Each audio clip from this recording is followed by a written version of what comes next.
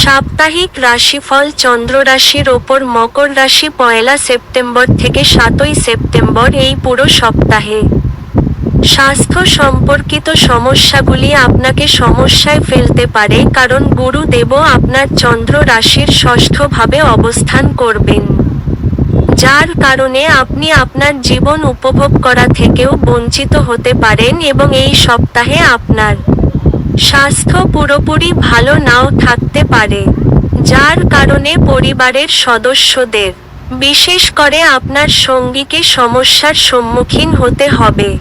এই সপ্তাহে আপনি অনেক গোপন উৎস এবং যোগাযোগ থেকে ভালো অর্থ উপার্জন করবেন, কিন্তু এই সময়ে আপনার পারিবারিক ব্যয় বৃদ্ধির ফলে আপনার জন্য সঞ্চয় করা আরও কঠিন হয়ে উঠবে।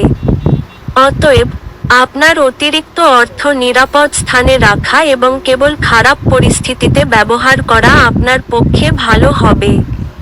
এই সপ্তাহে আপনার বুঝতে হবে যে আপনার বাড়ির বাচ্চাদের সাথে কিছু সময় কাটানো উচিত, এমনকি যদি আপনাকে এর জন্য বিশেষ কিছু করতে হয়, কারণ কেবল এটি করার মাধ্যমেই আপনি তাদের মনে কি চলছে তা বুঝতে পারবেন এবং তাদের সাথে আপনার সম্পর্ক উন্নত করতে পারবেন।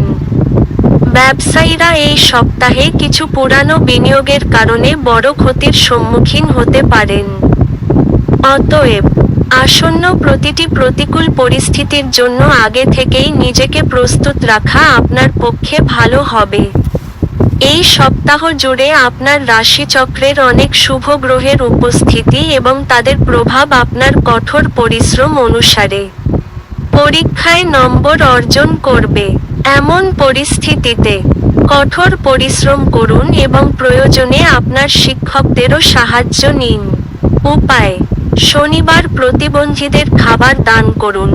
সাপ্তাহিক প্রেমের রাশিফল চন্দ্র রাশির ওপর মকর রাশি 1 সেপ্টেম্বর থেকে 7 সেপ্টেম্বর। প্রেম, বিবাহ, ব্যক্তিগত সম্পর্ক।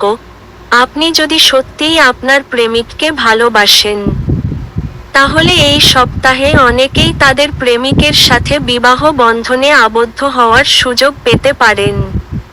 তবে এর জন্য তাদের প্রথমে তাদের পরিবারের সদস্যদের বোঝাতে হবে এবং তাদের প্রেমিকের সাথে পরিচয় করিয়ে দিতে হবে। এই সময়ে কোনো কারণে পরিবারের সামনে প্রেমিকের ভাবমূর্তি নষ্ট হতে দেবেন না। এই রাশির কিছু বিবাহিত ব্যক্তির জীবনসাথী একগুঁয়ে স্বভাব এই সপ্তাহে ইতিবাচকভাবে পরিবর্তিত হতে দেখা যাবে, যার কারণে আপনি তার সমর্থন এবং ভালোবাসা পেতে সম্পূর্ণ সাফল্য পাবেন। তবে আপনার পক্ষে এই সুযোগটি হাতছাড়া না করে পুরোপুরি কাজে লাগানোর চেষ্টা করা উপযুক্ত হবে।